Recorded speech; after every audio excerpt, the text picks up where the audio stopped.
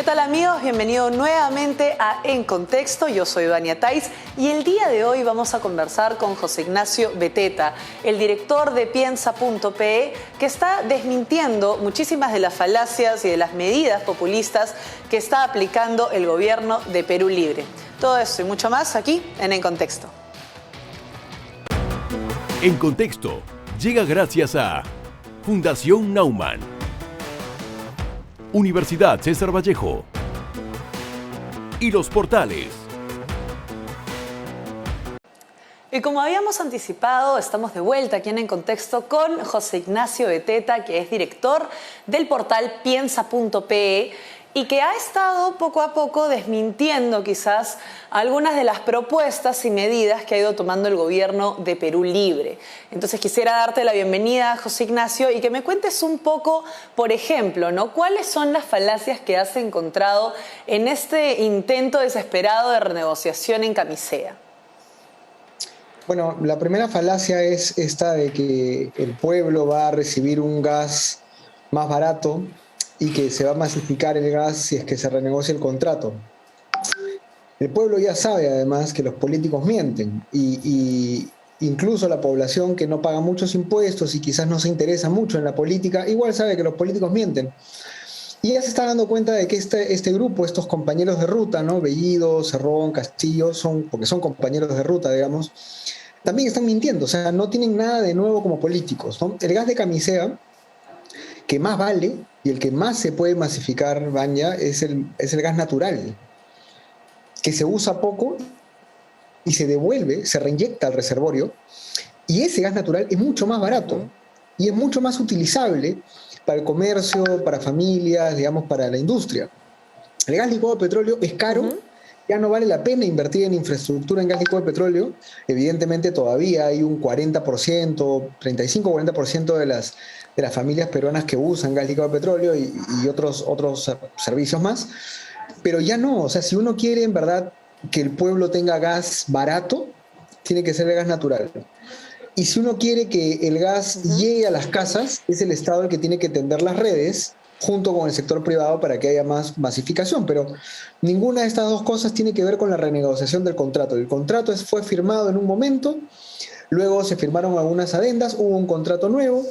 En todos estos acuerdos, la empresa Pluspetrol ha pagado muchos impuestos, ha pagado muchas regalías, incluso ha tenido que, digamos, pedir créditos al Banco Mundial y a otras entidades financieras, créditos que si en este momento se renegocia el contrato, lo único que va a pasar es que nos van a caer unas multas enormes y un proceso evidentemente en algún organismo internacional que vamos a pagar todos los contribuyentes con nuestra plata, ¿no?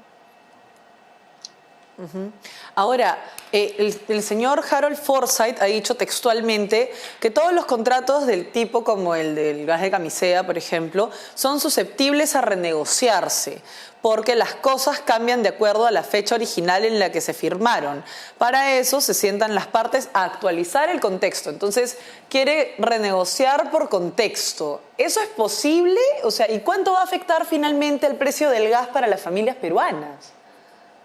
Mira, en un contrato entre dos privados, entre dos empresas privadas, evidentemente cada año, cada 2 años, cada 3 años pueden renegociarse muchos temas, porque las empresas privadas tienen mecanismos de acuerdos, de ganancias distintos. El ferretero firma su contrato con la que le alquile el local, y la que le alquila el local al año siguiente le puede subir el alquiler si quiere, o no. Y el bodeguero y la peluquera pueden firmar. Y entre privados, lo que dice el señor Forsyth, entre dos empresitas pequeñas, medianas, grandes, privadas, eso es posible.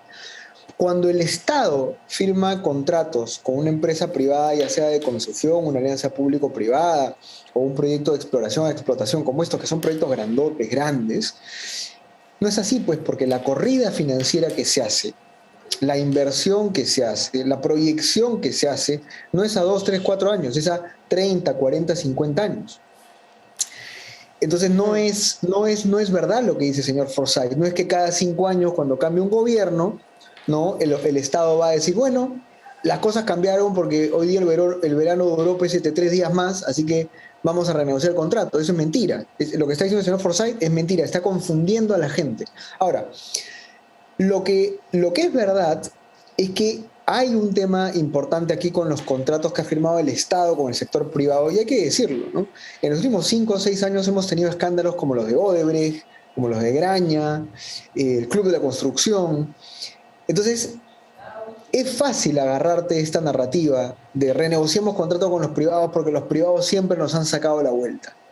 Y aquí hay una llamada de atención a los privados, o sea, las empresas privadas que firman contratos con el Estado tienen que hacerlo bien, transparentemente, buscando efectivamente que el beneficio social, que los impuestos que pagan, que digamos el valor del proyecto, etcétera, etcétera, todo sea muy transparente y muy justo, muy ético, porque si no es peor, es hacerte daño tú mismo, digamos, no es meterte cabe tú mismo, y lamentablemente el sector privado ha abonado en esta narrativa un poco, obviamente no un poco, muy populista de parte del gobierno.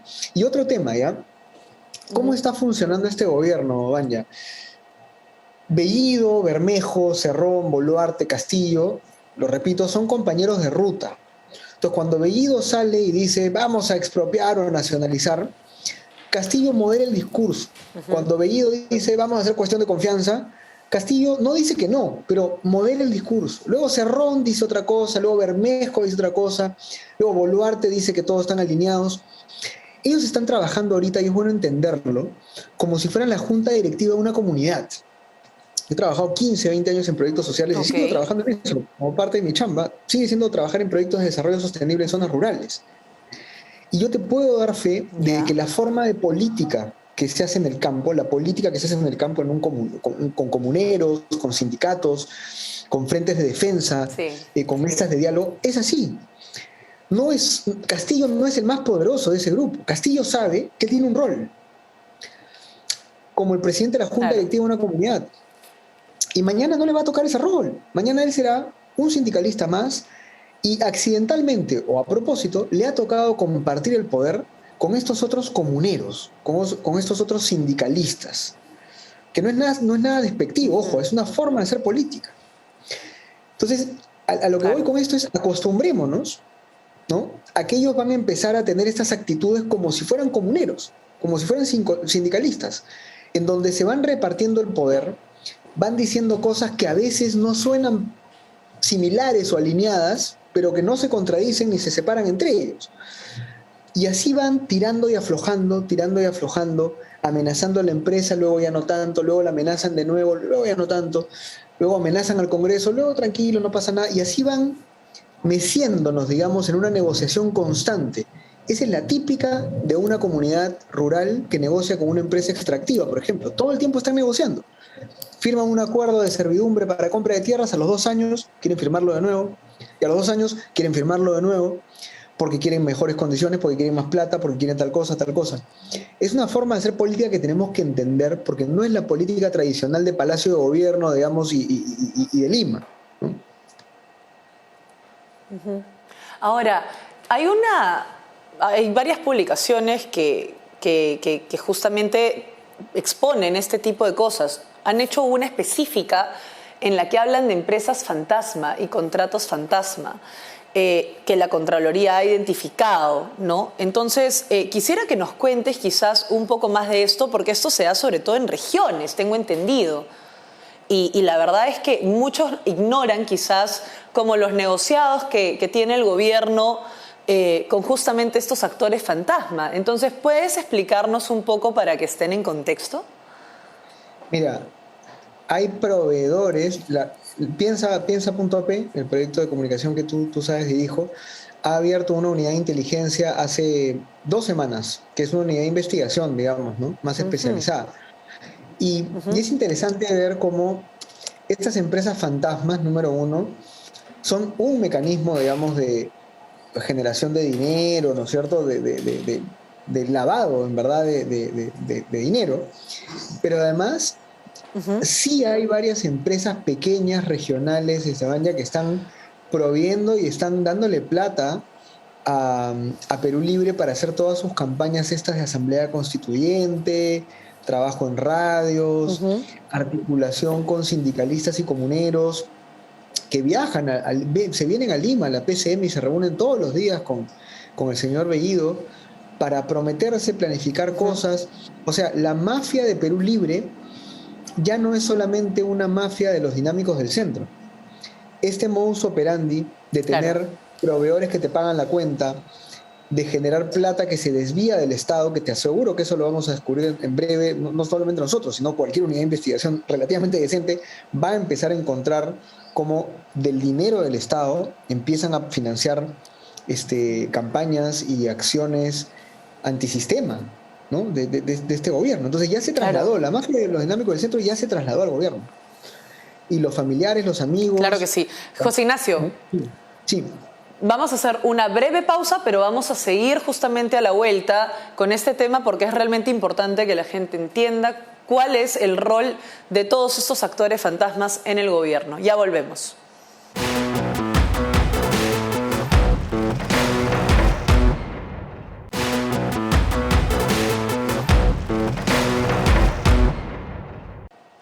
Estamos de vuelta con José Ignacio Beteta, con los que estábamos hablando justamente del tema de las empresas fantasmas y los actores fantasmas que justamente ayudan a la campaña paralela, digamos al gobierno paralelo que está llevando Perú Libre para lograr sus objetivos. Su principal objetivo, José Ignacio, definitivamente es la Asamblea Constituyente, pero vemos que lógicamente esta campaña para la Asamblea Constituyente tiene más ayuda de lo normal y lo preocupante es que esa ayuda venga del Estado, ¿verdad?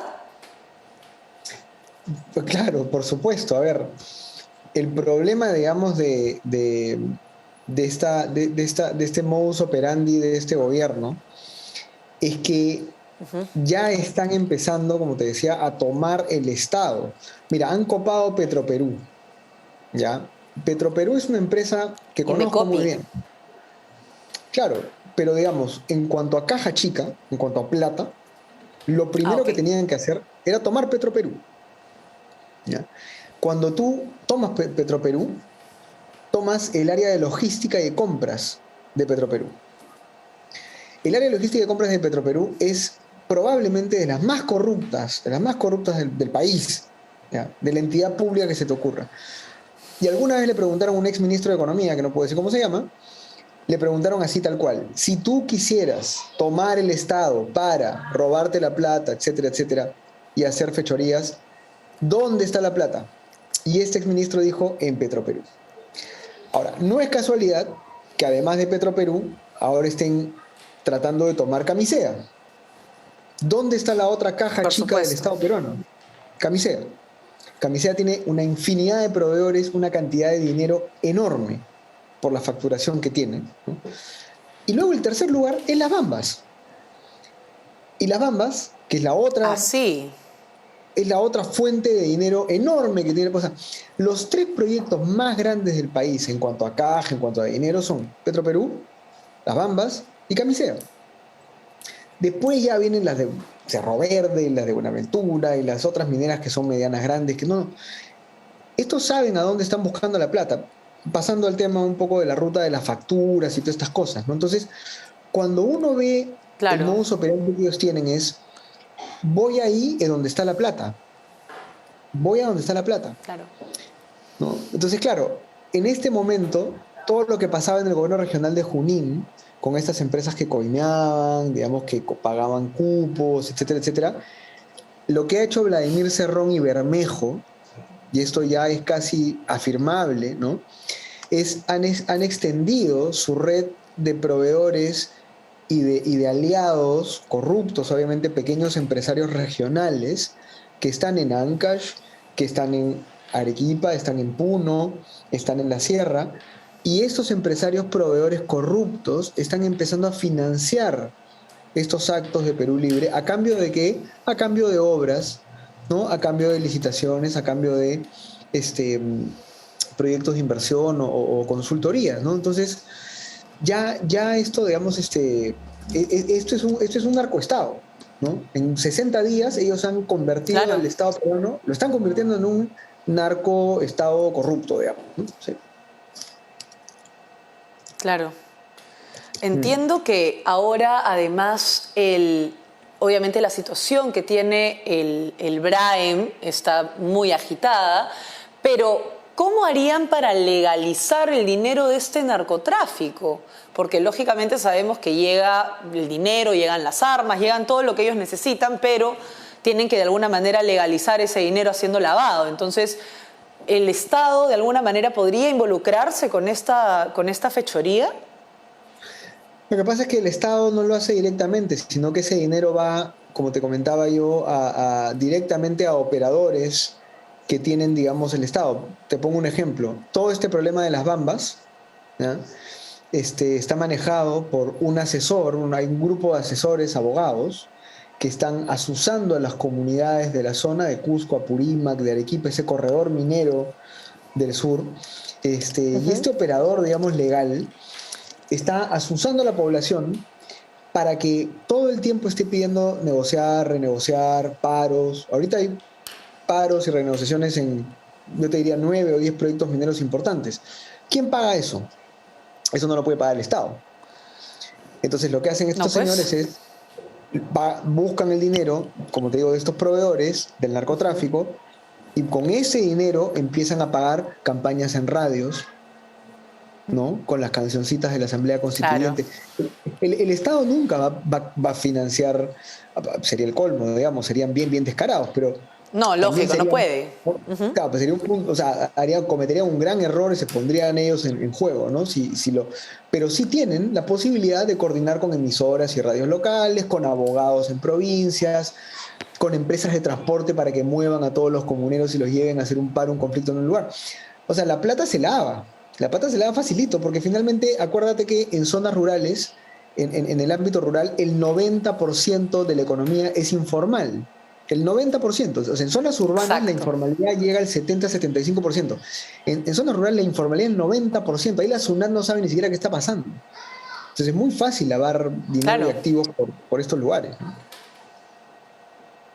Ahora, hablando justamente de la zona rural y ya para concluir esta entrevista, obviamente sería bueno que en otro momento extendamos más estos temas porque son realmente importantes, pero quisiera parar en el tema de la reforma agraria, ¿no? Porque en este momento el gobierno también está impulsando una nueva reforma agraria, una segunda reforma agraria, en la que ya están formando, ¿verdad?, grupos de trabajo, pero lo más preocupante es que quieren que los empresarios y los que han arriesgado su capital en el sector agroindustrial tengan voz, pero no voto. Voto solo van a tener las comunidades, el campesinado, etcétera. ¿Qué es lo que pretende realmente esta segunda reforma agraria, José Ignacio? Lo que pretende es separar, romper, dividir a la empresa de la comunidad. Fíjate, en el año 2009-2010, el sector minero con el Estado crearon un programa que tenía como misión, como objetivo, generar un fondo extra, fíjate, más impuestos, un poco más de regalías del sector minero, y junto con la empresa privada, con las autoridades y con la comunidad, invertir esa plata en las necesidades concretas de las comunidades. O sea, solamente invertir la plata en temas de salud, de educación, infraestructura. Ollanta Humala destruyó ese programa, lo rompió con su progresista izquierdista primer ministro, ¿cómo se llamaba? Lerner, ¿no es cierto? Y lo que Salomón Lerner. Exactamente, ¿no? Y lo que hicieron ellos fue regresar al modelo anterior. Tú minera no te metas con las comunidades, yo no quiero que tengas contacto con ellas. A mí dame la plata, me vas a pagar más impuestos a mí. Y crearon un sobreimpuesto, digamos, a las ganancias mineras en el año 2014. Esta reforma agraria, que además Pedro Franque no lo va a negar porque él siguió insistiendo en evocar a Juan Velasco, ¿no? Y por más que dice que no va a ser algo parecido, ¿no? Él siempre hablaba muy bien de Velasco, ¿no? Es velasquista. Esta segunda reforma agraria lo que busca es lo mismo. Lo que busca es empresas agrícolas paguen más, no importa que quiebren, no importa que pierdan rentabilidad, no importa que dejen de invertir, no importa que dejen de dar trabajo, me van a pagar más. Y yo me voy a encargar, como siempre el Estado que malgasta la plata se la roba o la mete en la licuadora malograda de su burocracia, digamos, yo me voy a encargar, dice el Estado, de hacer que la plata se vaya supuestamente, ¿no?, a, digamos, favorecer a los más vulnerables, a los más pobres. Pero eso pues no funciona, eso es mentira, ¿no? Eso es mentira. Entonces, claro. lo que se requiere en temas agrícolas es atacar la informalidad. La informalidad es tremenda. Por supuesto. No es un problema de los formales. En los formales pueden ganar mucho, ganar poco, pero dan cientos de miles de empleos. El problema es la informalidad agrícola que no es abordada por la fiscalización del Estado, número uno, y lo segundo es la sierra. En la sierra lo que falta es más consorcios, más articulación comercial, más infraestructura. Los pequeños productores de la sierra nunca van a poder ser competitivos para exportar sus productos o venderlos a un mejor precio si es que no se consorcian, si es que no acceden a un crédito más fácil, más sólido, pero ayudados, o sea, apoyados por un entorno económico, un entorno comercial más favorable, ¿no? Eso es lo que está pasando. Entonces, aquí no se necesita cobrar más impuestos ni reventar más a las empresas formales. Lo que se necesita es que el Estado haga su chamba para variar, ¿no? Claro que sí. Muchas gracias, José Ignacio, por haber estado hoy con nosotros. Ya conversaremos más en otra oportunidad y espero que todo venga en Buenaventura con Piensa.pe. Vamos a una pausa brevemente y volvemos aquí en Contexto.